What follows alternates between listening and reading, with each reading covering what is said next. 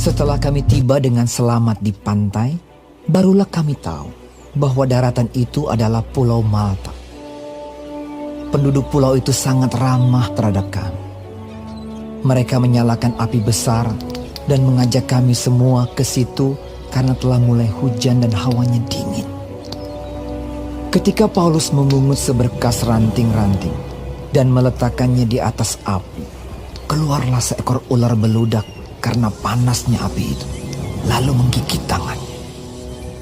Ketika orang-orang itu melihat ular itu terpaut pada tangan Paulus, mereka berkata seorang kepada yang lain, "Orang ini sudah pasti seorang pembunuh, sebab meskipun ia telah luput dari laut, ia tidak dibiarkan hidup oleh Dewi Keadilan." Tetapi Paulus mengibaskan ular itu ke dalam api, dan ia sama sekali tidak menderita sesuatu.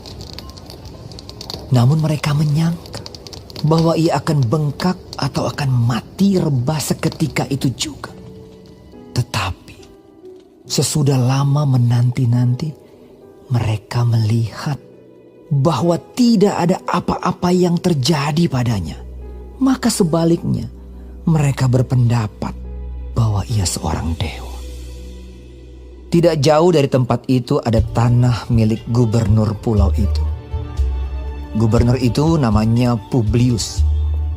Ia menyambut kami dan menjamu kami dengan ramahnya selama 3 hari. Ketika itu, ayah Publius terbaring karena sakit demam dan disentri. Paulus masuk ke kamarnya. Ia berdoa serta menumpangkan tangan ke atasnya dan menyembuhkan dia.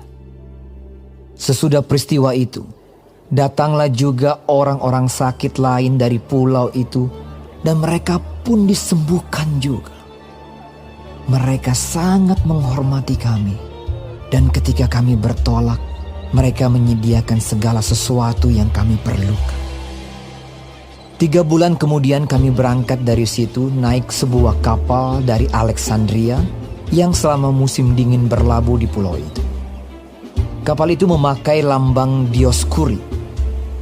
Kami singgah di Sirakusa dan tinggal di situ 3 hari lamanya.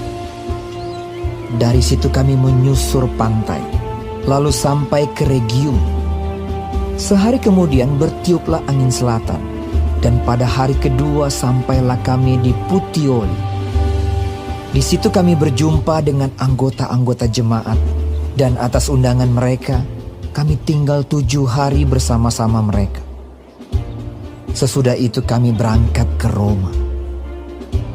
Saudara-saudara yang di sana telah mendengar tentang hal ihwal kami, dan mereka datang menjumpai kami sampai ke Forum Appius dan Tres Taberne. Ketika Paulus melihat mereka, ia mengucap syukur kepada Allah, lalu kuatlah hatinya. Setelah kami tiba di Roma, Paulus diperbolehkan tinggal dalam rumah sendiri bersama-sama seorang prajurit yang mengawalnya. 3 hari kemudian Paulus memanggil orang-orang terkemuka bangsa Yahudi, dan setelah mereka berkumpul, Paulus berkata, "Saudara-saudara, meskipun aku tidak berbuat kesalahan terhadap bangsa kita atau terhadap adat istiadat nenek moyang kita, namun aku ditangkap di Yerusalem dan diserahkan kepada orang-orang Roma. Setelah aku diperiksa, mereka bermaksud melepaskan aku karena tidak terdapat suatu kesalahan pun padaku yang setimpal dengan hukuman mati. Akan tetapi orang-orang Yahudi menentangnya, dan karena itu terpaksalah aku naik banding kepada Kaisar, tetapi bukan dengan maksud untuk mengadukan bangsaku.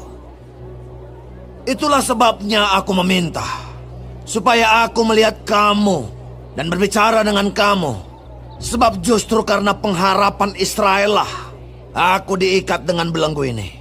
Akan tetapi mereka berkata kepadanya, "Kami tidak menerima surat-surat dari Yudea tentang engkau, dan juga tidak seorang pun dari saudara-saudara kita datang memberitakan apa-apa yang jahat mengenai engkau.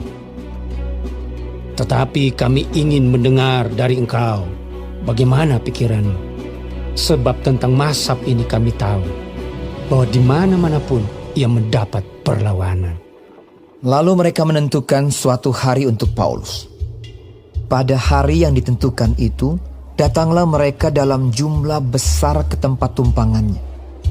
Ia menerangkan dan memberi kesaksian kepada mereka tentang kerajaan Allah, dan berdasarkan hukum Musa dan kitab para nabi, ia berusaha meyakinkan mereka tentang Yesus. Hal itu berlangsung dari pagi sampai sore. Ada yang dapat diyakinkan oleh perkataannya, ada yang tetap tidak percaya. Maka bubarlah pertemuan itu dengan tidak ada kesesuaian di antara mereka. Tetapi Paulus masih mengatakan perkataan yang satu ini. Tepatlah firman yang disampaikan Roh Kudus kepada nenek moyang kita dengan perantaraan Nabi Yesaya. Pergilah kepada bangsa ini dan katakanlah, kamu akan mendengar dan mendengar, namun tidak mengerti. Kamu akan melihat dan melihat, namun tidak menangkap. Sebab hati bangsa ini telah menebal, dan telinganya berat mendengar, dan matanya melekat tertutup, supaya jangan mereka melihat dengan matanya, dan mendengar dengan telinganya, dan mengerti dengan hatinya, lalu berbalik, sehingga aku menyembuhkan mereka. Sebab itu, kamu harus tahu bahwa keselamatan yang daripada Allah ini disampaikan kepada bangsa-bangsa lain, dan mereka akan mendengarnya. Dan setelah Paulus berkata demikian, pergilah orang-orang Yahudi itu dengan banyak perbedaan paham antara mereka. Dan Paulus tinggal 2 tahun penuh di rumah yang disewanya sendiri itu. Ia menerima semua orang yang datang kepadanya dengan terus terang dan tanpa rintangan apa-apa. Ia memberitakan kerajaan Allah dan mengajar tentang Tuhan Yesus Kristus.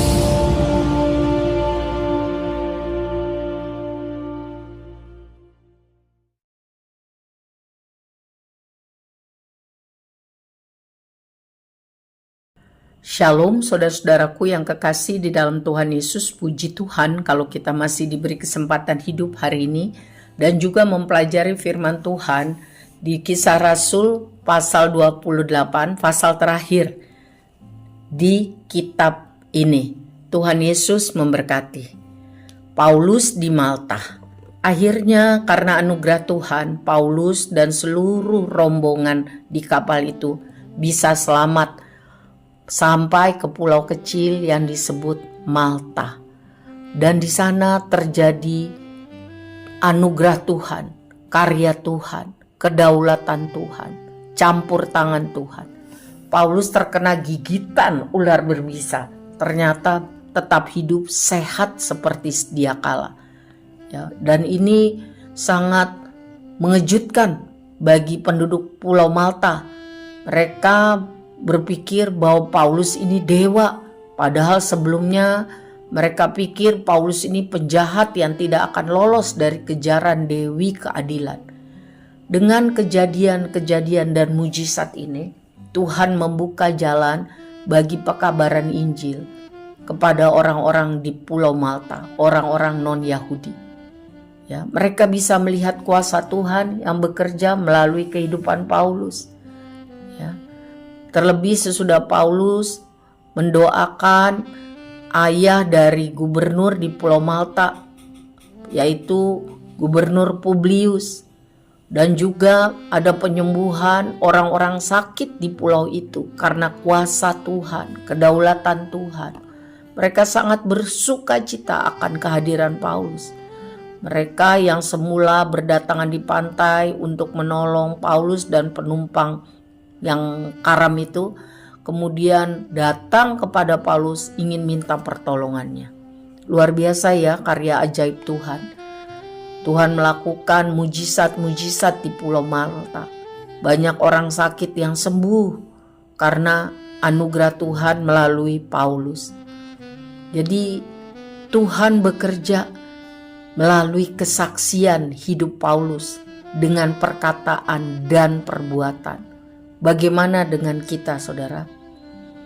Orang boleh melihat Kristus, percaya kepadanya melalui perbuatan baik kita. Jadi mari bersaksi, memberitakan Injil dengan perkataan dan perbuatan sesuai dengan kesempatan potensi yang Tuhan berikan kepada kita. Jangan seorang pun menjadi cuek. Hidup adalah anugerah Tuhan. Mari jadi saksi Kristus. Mari melayani orang-orang dengan perkataan dan perbuatan, supaya mereka boleh percaya kepada Tuhan dan diselamatkan. Selanjutnya, saudara, kita membaca bahwa Paulus sampai di Roma. Dia menjadi tahanan rumah di sana selama 2 tahun sebelum dia mengalami eksekusi di zaman Kaisar Nero.